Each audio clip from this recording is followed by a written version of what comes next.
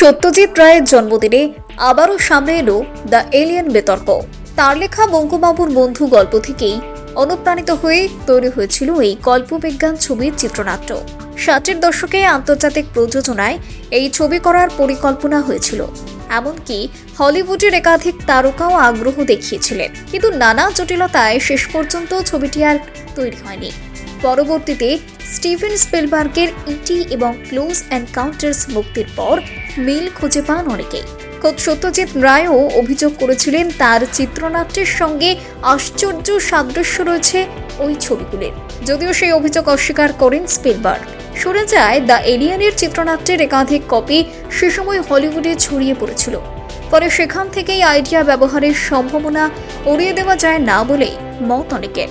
আজও এই বিতর্কের কোনো নির্দিষ্ট সমাধান হয়নি, তবে একটা বিষয় স্পষ্ট, দ্য এলিয়েন তৈরি হলে কল্পবিজ্ঞান ছবির ইতিহাস হয়তো অন্যরকম হতে পারত।